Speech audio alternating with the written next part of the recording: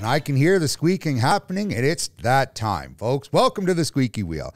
It is Be Kind to Human Week. So do your little bit of part. I know we've all been trying to do that in the last 3-4 years. Before that, it's almost like we didn't worry about it, but now we're really doing our part. And it also happens to be National Banana Split Day, which coincidentally, I remember a friend of mine was telling me, Lawrence, that he had gone for a after dinner dessert, and the place that he went to, he asked for a banana split, and what they came out with was a couple different types of ice cream with some sauce, fudge on it. He says, well, where's the banana? And they said, well, we ran out of bananas. So this is what we made. Huh. Wow. So they ran out of bananas, but they're making banana splits? Yeah. Okay. Are they trying to just accommodate? Is that good service? Is that bad service? Like, the fundamental point of a banana split is that it has a banana in it. And it was at the end of the evening. They're like, well, we ran out of bananas. Well, it probably seems like a better idea is just to say, hey, you know what? Unfortunately, it's not going to work out. And is it Be Kind to Your Human Day? Is that what you said? Well, okay. That could be the way the notes were set down for me. I think it's Be Kind to Humankind. Okay. Yeah, versus just be kind to the occasional human. So, yeah, I'm sure I'm gonna get an email from somebody on that one going, well, I've looked it up and this is actually what it is. No, I mean, that just confirms that you're part alien. Yes, that's right. And we're talking about human beings. Yeah, and I'm here to represent. So, Lawrence, it's always great. It's always great to have our conversation. It's been a hot summer so far. And you know, what's just starting to happen right now is because, fortunately, for all of us here, it seems like in the West, we've been pretty lucky. The smoke really hasn't hit us too hard, but we're starting to see just a little bit of infiltration that's coming into Alberta because of some of these wildfires that are happening.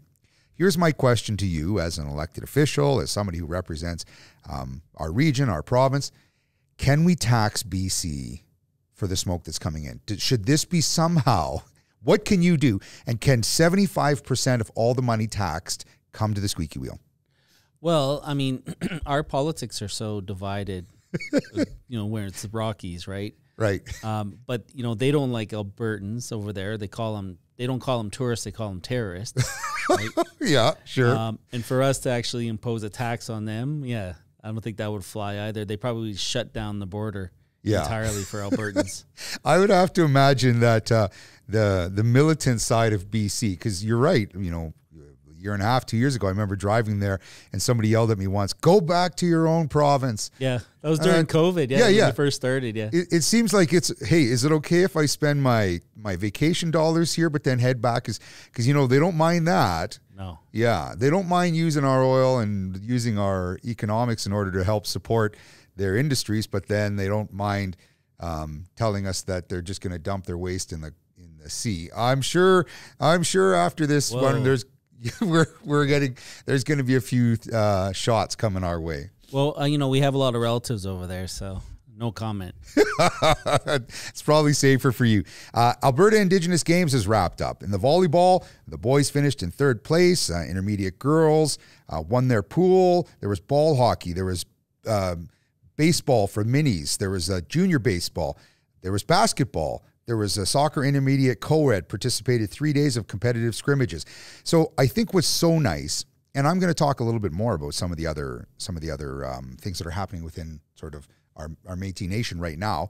And, I'm going to be curious about some of the discussion we may have regarding the Constitution and the Metis Justice. But folks, for all of you listening, the registry drives are happening. So make sure that you bring your family out there, and the best way in order to stay connected is to apply for your Métis card. There's so many opportunities out there for youth when it comes to education, when it comes to for sponsorship, for when it comes to going back to school. Make sure you look into these programs. The other one being Rupert's Land, that has a considerable amount of funding that can take anybody at any age through different programs towards education, whether that be academic or whether that be very hands-on work within our community and the trades. So many great chances.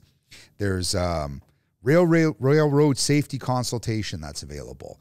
Now, Lawrence, I don't know if you did that one. That just came out recently. And it was, tell us about the railroads that may go through your community, and do you know what they carry, and what what plants are on the side of the road, and do you harvest? Like, it was, I've participated, and I know we've talked about some of these things before, and we were doing our plant sessions here for quite a while, but now they're looking into, I think it's the railways want to understand what was the impact going through the Indigenous communities.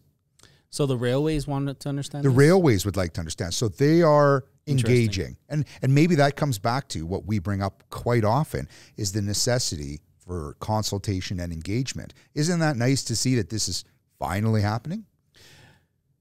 Yeah, but I really do think they need to go back a step. Okay. A number of steps, right? And for us to give them that detail, well, then why don't they give us detail about the history of the railway? Because, you know, we've done study after study where we found that a lot of our cart trails had disappeared because of a railway. And what happened to those families that were displaced? You know, like those answers certainly have to be sort of answered by Canada before we start, you know, helping assist the railway. I see what you're saying. You know, but I understand the climate, the environmental piece. I get that.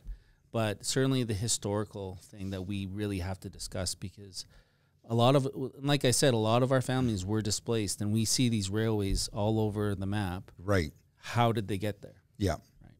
Right. And often it's easy to follow a cart trail because somebody's already done the work of ensuring that they've come up with a reasonably, the best easy route in order to.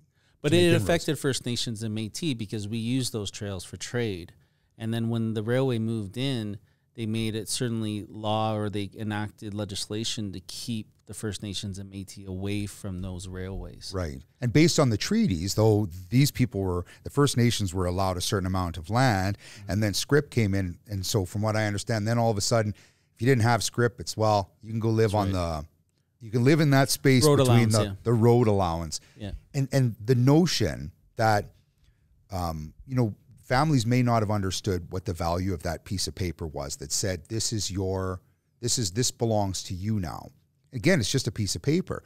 Well, I'm going to trade it for something that allows me to get my family through one more winter, or, you know, provides for them at this time, because there's so much land in Canada. Yeah. Well, now, what are you left with? You're just left with the opportunity to live on this road allowance, this space between where people are moving and maybe reserve land, crown land, you get to live here. That's right. And then, but, you know, we always look about our families were there for generations and then we're displaced.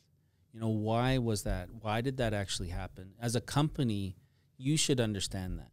And It's just like Hudson's Bay Company that does retail now, having an Indigenous plan. Well, as soon as they announce that strategy, they have all these Indigenous groups coming at them going, what about the history? Right. Because you guys were part of this and you guys were part of that. That should be acknowledged kind of first before we start moving ahead together. Right. And you know me, my attitude often is positive forward conversation where we start to, but acknowledgement. That's right. Is still, you know, part of reconciliation, and that's what it all is. It's not saying that they're bad people now, but there was a time when they had people sitting in their boardrooms deciding these things. Right. Right. So yeah, let's just put it right here and let's remove any other access that anybody else has. Yeah. And you're right. So maybe by reaching out to the M&A, they're starting to, foster this conversation. But I think this is why it's important. And it's a very good point of what you bring up.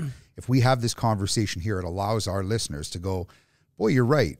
We need to see some of those actions. That is part of the reconciliation. Yeah. And I can assure you, we as Métis people who know our history are never, ever going to give in and say, yeah, that was a great idea.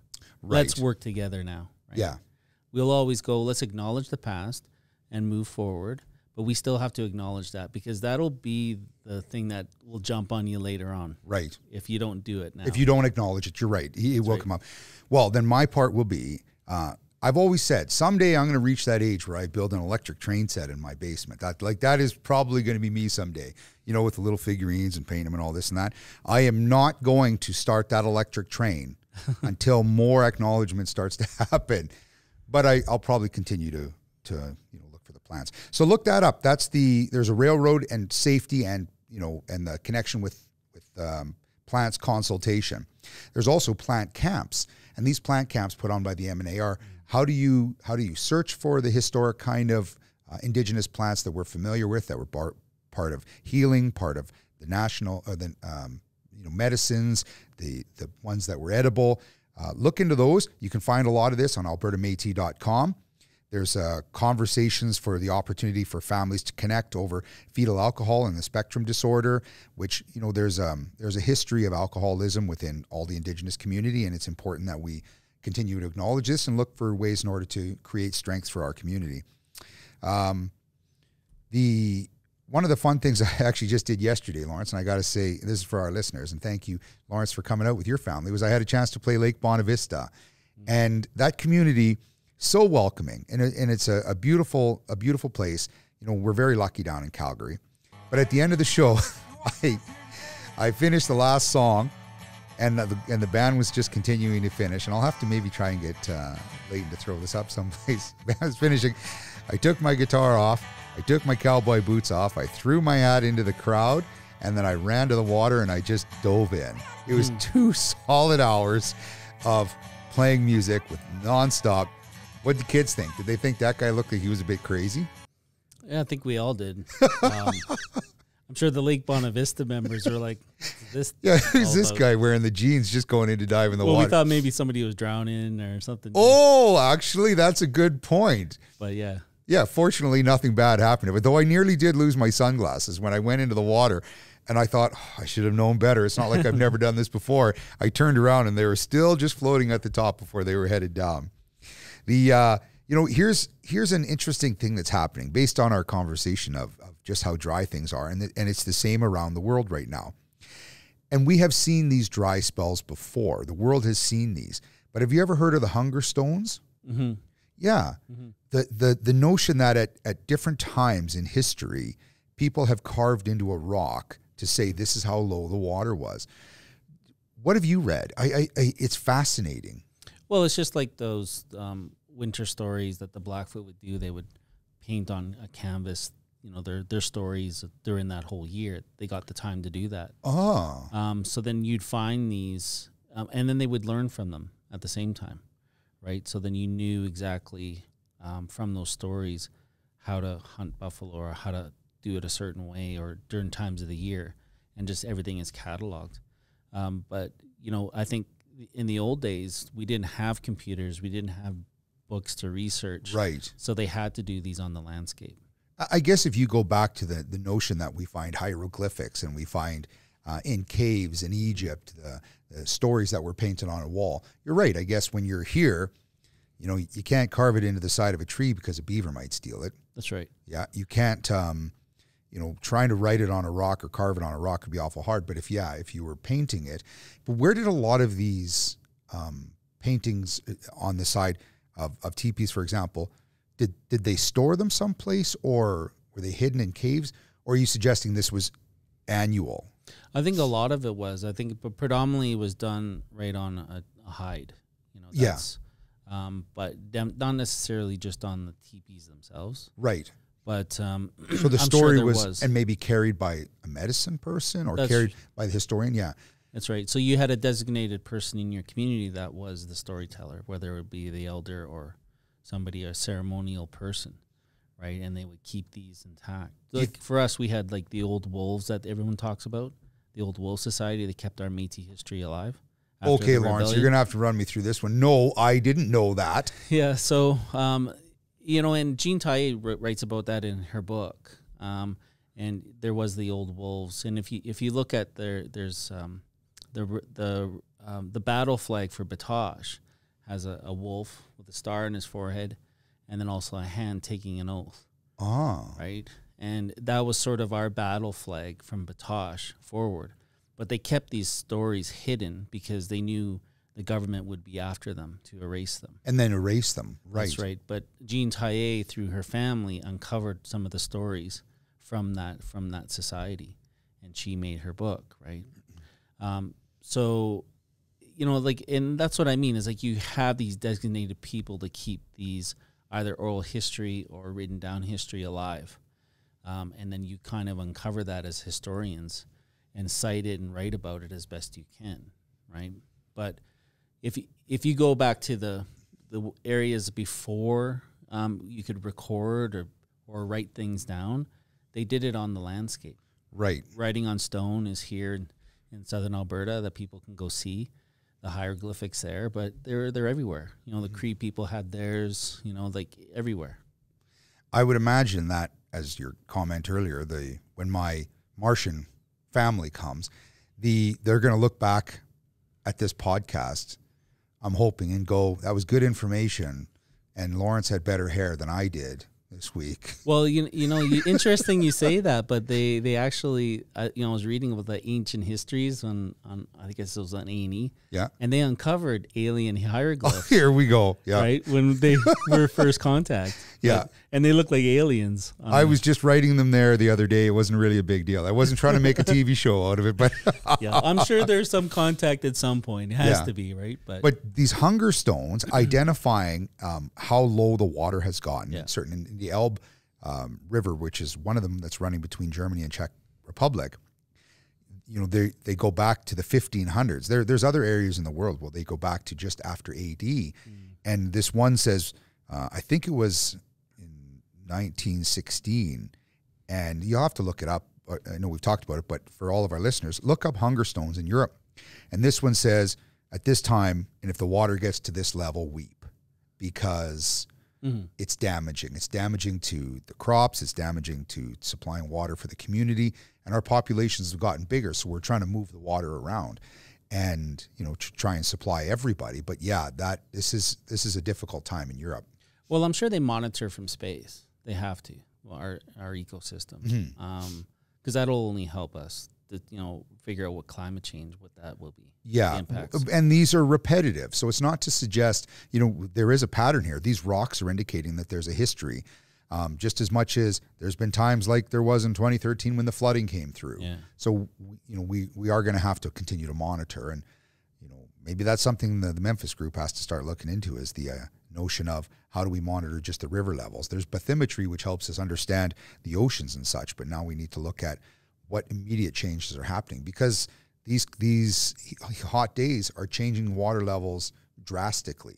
Yeah, and any impacts to the riparian system, so any of those plants that are living on a shoreline, and if it's significant flooding on those plants and it kills them, well, there will be nothing to feed the fish. And there's a whole system. Whole ecology there, yeah. Right, and we have to protect those riparian systems as best as possible too, right? Because even there's low level of water, they still have to flourish in order to feed those little things that we fish every day, or that could affect us in our water supply. Which, big shout out to the Inglewood fish hatchery. I took my niece and nephew there the other day and some family along, and it was fabulous. I went there last year, and you'll look at this one tank, and there must be 39,000 rainbow trout, it says, like on the sign, which there's another tank, another tank, another tank. And these are the ones that they use to stock throughout Alberta. And upstairs is a museum, beautiful, telling great history, great information, connection with Alberta and how our ecosystem works. And then at the bottom, there's the aquariums with all of the fish, just a few of them, of the different fish in Alberta. And these fish look like they're having the time of their lives. Like it's such a beautiful place to go. It's a great family place. There's a beautiful walks around there. And they actually, you can, I don't know if you bring your own fishing rod, but there's an area where you can practice fishing with the kids. And I would imagine you sort of just catch and release and throw them back in. But just to build that interest, the notion of sustenance and harvesting is predominant in the Indigenous and the Métis community. Here's an area that's providing some opportunity to just see how challenging, but also how much fun it can be. So big shout out to them. Yeah. In terms of our harvesting too, we always have to transfer that knowledge to the next generation as best we can. And sometimes we have impacts to ourselves in order what we learn, but it's good that we have a place where we can actually bring our children to look at that harvesting practice, right? And also creating that awareness to them that it's not sport fishing to us, it's not game fish to us. It's all about creating that balance, right? What you take from Mother Earth, you give back. You give back, yeah. That's right. Which is a constant storyline of ours. I read a really nice article about the Indigenous fashion designers. There's a Melrine Saloy. She's a Blackfoot designer. Native Diva Creations. Saloy. Yeah. It's probably so. So she did her first fashion show in 2015 in Santa Fe, New Mexico. And last year, now her models are wearing her designs on the runway in New York Fashion Week, which, you know, you look at fashion shows and they're pushing the envelope of crazy. I think that's what makes artists great. But, you know, you're starting to see a bit more of an influence. And I'll get Layton to throw this picture up. And it's one of the hats that she's made. And it's got different colored buffalo that are on there. And then it's you're sort of hidden behind a bit of a veil as like you walk Sia. around. Like the singer Sia. She always hides. Is that what she does? Yeah. Well, and I saw a guy the other day who played at the Edmonton Folk Fest, and he wears a hat that he hides himself too. And it's an odd look. Sometimes she'll face the opposite of the crowd and sing. Yeah. Oh, yeah. Wild. I guess so that she's not being drawn away from singing the song. Well, I think it's a more of a political statement to say that not hear about appearances, right, and my beauty. Yeah, it's all about my singing ability. Well, on our show, it is about our appearance. And it is about our beauty. That's the priority here. That's the reason we face the crowd. We face the camera, and we make sure that our guests are listening and our guests are engaged. That's what we do here on the Squeaky Wheel. Well, you're true. I mean, a lot of these artists live in the abstract, so they want, but it also helps with newer designs later on. It's not so crazy. Absolutely. But, sometimes what they do come up with is actually very tangible for a lot of these other designers to kind of.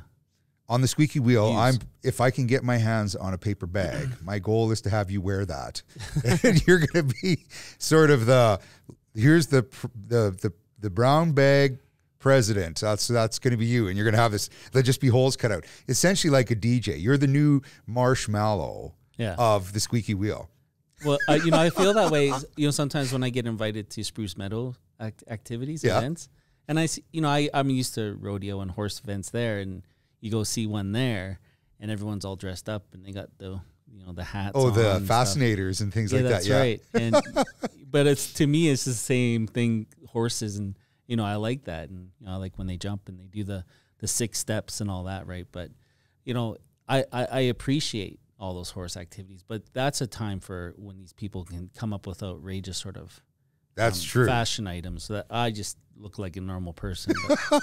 Well, and we had the opportunity to meet up at Didsbury this week, and that rodeo and that community is so wonderful. And yeah, you're right. You and I are looking relatively normal in what we would consider our Western wear, as we're there to celebrate and enjoy, gather with that community. But you're right. When you go to the level of Spruce Meadows, it's your time to glam it up, I guess would be the term. Yeah, it's not flip-flops and T-shirts, but it's something else. But there's still the same animal in the it's arena. The same. That's right. It's the same animal. Yeah, you're right. And once again, as we always comment, we're there to celebrate that these people treat those animals just like their family, whether it's in the world of rodeo or whether it's in the world of show jumping and such like that, in equestrian. Take us down, Lawrence, through our Lawrence's Métis moment, where the idea that we've moved away from plants for a little while, and we're talking about maybe how the battles influence the Métis culture, the resistance, the notion of resistance. Take us through a moment in time that was very important and impactful to the Métis community. Well, I mean, mine, for today to really talk about is Inglewood Métis, because, people have the notion that we didn't really arrive here in this area of Calgary until 1877 or 1874, when the Northwest Mounted Police. But, the really first documented people that were kind of here were people that were kind of homesteading and establishing those kinship and trading areas with the Blackfoot at that time. And it's not like there was thousands of them, but certainly, just a handful. And, Antoine Gaudin for us, or any of the Gaudin family that was, in Inglewood, prior to Roussel taking up that property, was right where Ramsey is and right beside where Fort Calgary is located. Fort Calgary wasn't even there. There was a Hudson's Bay Company fort at that time.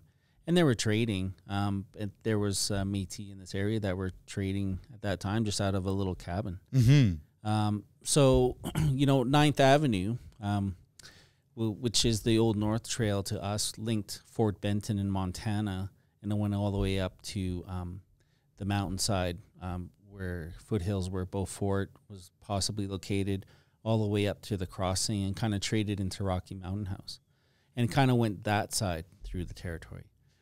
And I'm sure, being in the heart of Blackfoot, they had their special arrangements to be able to travel in this area. And 1832, which was a long ways before 1874 when the police showed up, or even 1884 when the Calgary was first incorporated.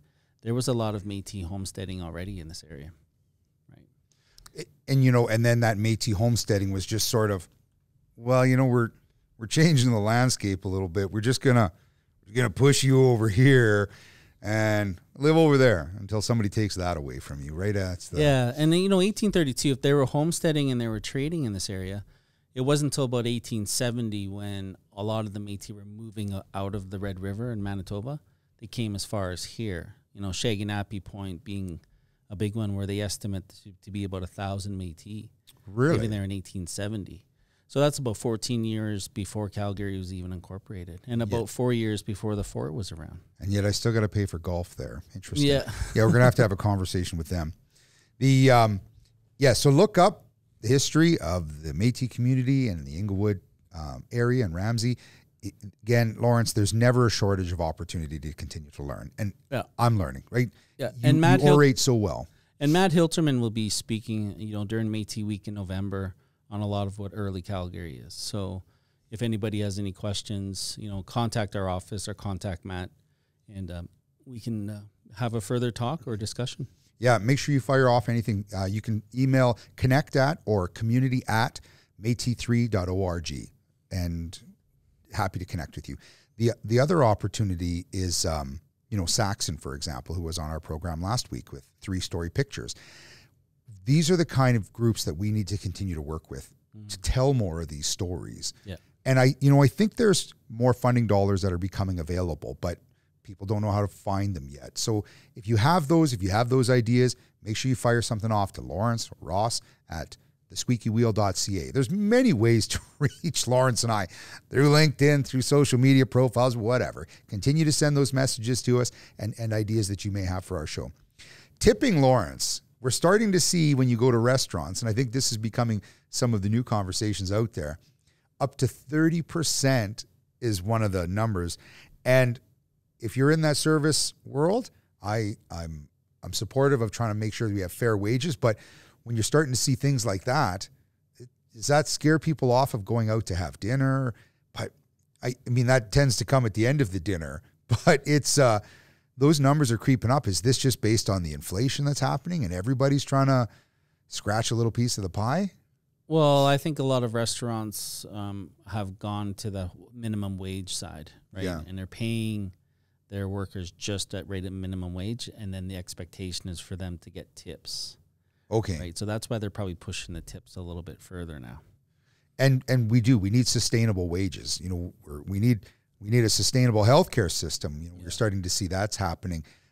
We need to figure out a way in order to ensure that everybody within our community has access to healthcare, but we also need to make sure that those individuals within those service areas are because they're students. They're some of them are single moms, and they have to take care of their family. And gas prices don't help. Any of the stuff that happens over the summer when they predominantly work doesn't really help their incomes very much. So. Oh. No, we're coming out of a tough time when so many people weren't going out, so many people weren't connecting. Repatriating lost and stolen items. There's a First Nation that's headed to Scotland right now to repatriate a totem pole. The thing I'm always trying to get a better understanding about is if you've given something to a community, like, if the First Nation gave something to somebody in Scotland, what history has gone by that may have lost the awareness that this was actually a gift versus should anything that's given as a gift at some time that was such a powerful message or a powerful instrument of conversation like a totem pole towards a community, is it the polite thing to give it back? My attitude has always been that we need to continue to have the conversations and the notion that if this totem pole is going to go back, it's welcome to also go back to Scotland to continue to share the history, to continue to share that there is now a relationship, that this relationship continues to happen. Was the totem pole a gift? It didn't. I don't think it actually said. That's where I was confused, because if it's a gift, recently the Pope, received some gifts. Do we think in 100 years from now we should ask for them back, or? Well, that's what I mean. It's like a lot of the cultural items that were here that are being stored in Europe, even the Métis ones. Yeah. A lot of them are taken. And stolen. So if it was a gift, it's something else. But if it was actually a ceremonial item, which is something that we can repatriate now, and it has to be a ceremonial item, usually they do the work and get it back. So yeah, I can kind of see like some of the headdresses coming back and all those really spiritual items like feathers and all that. And even for us too, some of our artifacts were taken. Right. And Riel at that time was, they were actually storing his stuff and giving it away, right? But all that stuff really should come back. Now, though, I'd like to point out to our listeners that any Squeaky Wheel merchandise we've given away, we don't need back. Yeah. But the other stuff. And, our friend Naomi Grattan, the executive director at the Lougheed House, it was a new, not necessarily a new term, but a new way to reflect on it. Most of these things were belongings. They're not artifacts. They did belong to somebody. Mm-hmm. And does, that a bit of that ownership still continues and should remain with the family or with the community. So it's a positive way of looking at something, as less of being just hey, this was this period of time and it doesn't really belong to anybody. Well, no, in a way it still kind of does.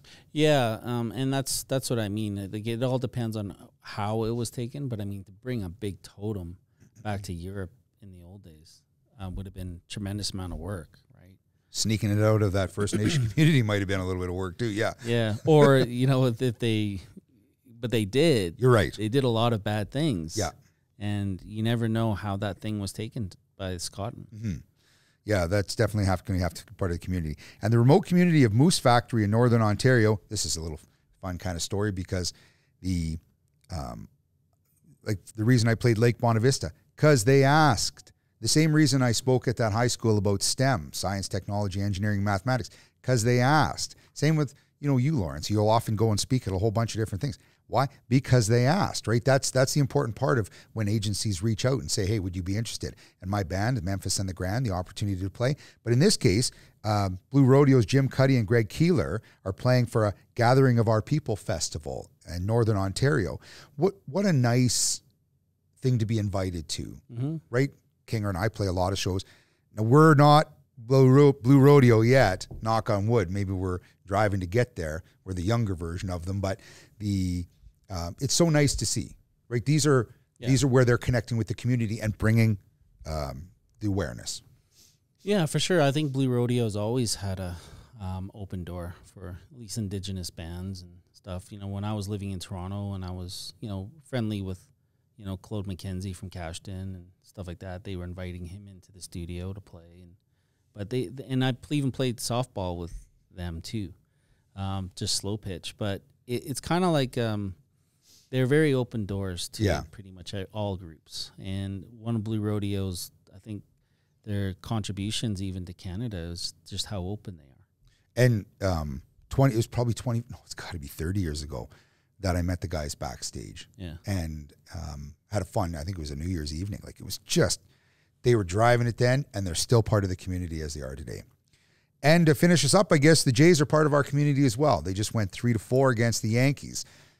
Yeah, but they lost to Baltimore pretty hard. Right okay, good point. Yeah. You're right. Okay, so for some reason they could beat the big teams, but then they struggle against the teams that they should. I guess that's baseball. Yeah, that's right. But I really think George Springer is the key to the team. Whenever he's active and playing, they're winning. They're winning, yeah. I don't know if he's doing stuff on the bench or maybe he's sharing some steroids with everybody, but banging the drum, as it were, in order to But when he's not on the bench, they don't do very well. If any of you know anybody from the Blue Jays, I don't know if they have any Métis players, so it wouldn't be a bad idea for either Lawrence and I to hit cleanup, or at least Lawrence and I to be, say, somewhere within the organization, probably coaching. Just an idea. Yeah. The Lawrence, again, you orate so well. Your history, your knowledge of the history, I can't say thank you enough. Lawrence's mediocre awareness of sports. But you're missing the golden save. We had a golden goal and a golden save in the World Juniors. In the World Juniors. Yes. But that golden save, I watched that and I was like, what? And I was with my kids and freaking out at the TV. But yeah, I'm going to have to look that up. I heard they won. Yeah. But right before that play, before they scored the goal, there was a save by McCarthy, the captain of Canada, right at the goal line. Goodness. He hit that puck right when it was going in the net, right before, and it ran right on the red line, and he scraped it out, and then they went and scored. Look up the highlights of the World Juniors. Congratulations to the fellas for winning the gold. From all of us here behind the scenes at the Squeaky Wheel, from all of us here who sit in front of the camera and who are very fortunate to connect with our community, look us up and keep the wheel squeaking. The Squeaky Wheel is brought to you by the Squeaky Wheel Company, co-hosted by the President, Lawrence Gervais, from M&A Region 3, and the Captain, Ross Memphis Pambrun. Our program is broadcast from Calgary, in Region 3 of the Métis Nation of Alberta, which is part of the historic Métis Nation homeland. We also acknowledge these lands are the traditional territories of Treaty 7, Blackfoot Confederacy, Siksika, Kainai, Piikani, Tsuut'ina, and Stoney Nakoda, with whom we share this land on the basis of our historical and ongoing relationships. You can always reach us for comment about our programming by email at tsw@thesqueakywheel.ca or find us on our website, www.squeakywheel.ca, and our socials. For our comments, it is our focus to recognize all of our First Nations and Indigenous friends, share connection with Métis settlements, and listen to and show respect to our Métis brothers and sisters and families. Here at the Squeaky Wheel, we give thanks to our elders for their guidance and to Mother Earth for her time she allows us to be here and share her bounty. From all of us at the Squeaky Wheel, Tansi.